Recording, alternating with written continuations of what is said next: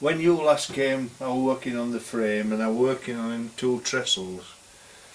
Eventually got that finished. I got some help from my neighbours and we lifted it onto the chassis. And if you remember at that time, the chassis was on its front wheels but the back wheels were hanging loose. Since then I've actually fixed the back springs to the back axle, so it's now on 4 wheels. The lady that sews for me here for the best part of 5 days. Whilst I've done the cutting out and repairing the frames for these seats, etc., making the panels and covering them, she's done all the sewing. This panel follows the pattern of the original one and is generally the style of the inside of the car. It's double stitched down here, right way around, and it goes right through the back and fastens it all together. This panel is a bit more flimsy than what I took out. Since it's screwed down, don't make any odds. I followed the pattern of this flap because that's the access to the pocket, and I followed the style of this pull, which is to pull the door to when you're sat there and you have to reach out for it. I did modify the pocket that's behind here. If you look at this, one, and they're both the same, but both sides. I've lined that with some cheap carpet. I've lined that. It's on a bit of plywood. I've lined that with cheap carpet, and then these sides I've just got plywood and lined it with carpet again, and then I've just turned the carpet under there and stapled it under there. So I've given myself a good box, which is far superior to what the original was. The original, you'd have every chance of putting things in here and they're going to finish up down here, you know, and you can't get to them. So this panel eventually is going on there, but I can't do it till I've fitted, as I've mentioned, the frames. And I've just recovered this more or less as it was before. The width of these flutes is the width they were originally. The base was a different kettle of fish. It was all metal, all the ties on the springs were metal, and the base was metal, like a metal mesh and frame, which had all rusted away. And because you get into this car from this side and you slide your bum across and you're always sliding that way, the springs all had taken a lean that way. Now the only way I could get them springs to stand upright was to rid myself of the base completely and mount it on a board. I've temporarily fitted the steering wheel and I've temporarily fitted the steering gear. I cannot line everything up until I've got the panel in. Then I'll line everything through and clamp the steering box at that end. I've also fitted the gear change mechanism, which is a gate change as we've discussed before, and this is the handbrake. It operates on the same mechanism as the brakes. So all these are meant to come out like I am doing.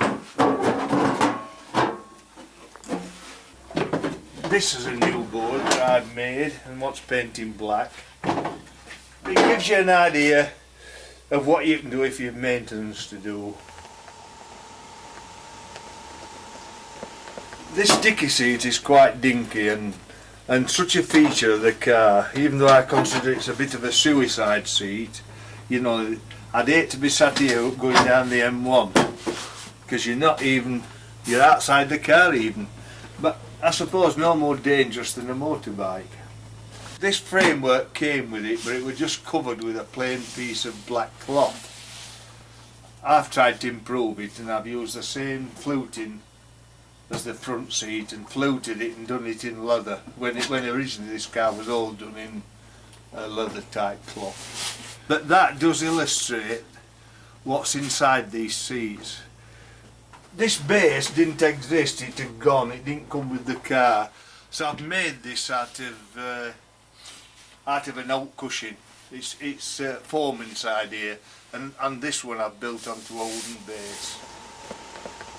So when you open and shut this door, this one goes under that one.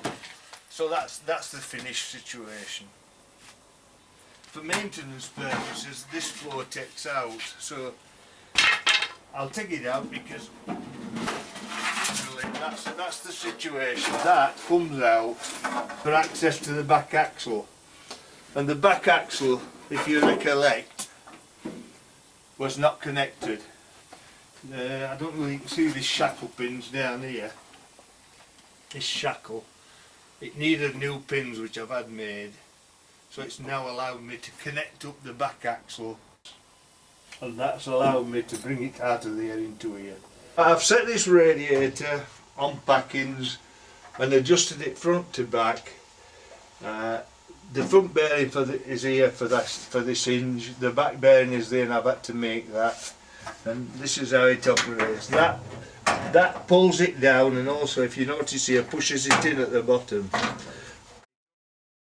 So you start to open it by lifting it there, and it goes over like that and parks there. That fork is for the clutch operation, operates the clutch, and can I reach in? Yes. It operates this way. You know, there's a lever to go on there. You can see that's how the clutch operates. These two push the clutch in and out. One of my next job, Brenda, is to fit this running board on, and it nominally fits there. And then to fit this on, which is the wing. Now they're quite flimsy, as you can see. Until they get fixed, there's no point in me trying to film them or anything like that, because you can see how flimsy they are. So once I fit that in there like that, get it all screwed into position, it'll stiffen up a bit, then I can think of filling it and shaping it. And that's my next job on both sides. This tape is on to indicate to me where the metal finishes and the wood starts, because at the end of this sequence of fitting the hood, this gets finished with pin beading, and obviously that pin beading goes over all the fixings, the nails and staples to hide them. So basically that covering for the header rail includes this seal which seals on the top of the screen, but you literally, it works on the basis that the wind pushes it onto the screen. And these are the normal straps of English webbing that really tie it all together. I'll just show you how the hood works, Susan. Right. Essentially it's all pivoted from that point there if you put your finger on it. Yeah. And literally that lifts up, it goes down and it rests on two rests that are not on at the moment, down there. Yeah. This then comes down to there, but this thing, if you bent this back now, it's ridiculous, isn't it? Yeah, yeah. So to compensate for that, they in fact have done this. If you get hold of that there, get hold like I am, like that, and you lift, you're lifting that thing over there. Yeah. Can you see? Yeah. And that goes down there and allows it to fold into a more sensible position. But we'll put it on temporary, Susan, just to give you an idea what it looks like. So we'll get it facing the right way. That's your side. Take that right to the front.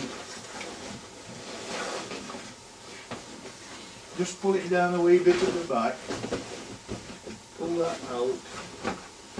Now go to the front, just to get some sort of alignment. Pull it down hard there, like that. Just get a feel for it. Pull it here as well. Can you get hold of that? Yeah. Well, that demonstrates roughly how it's going to look.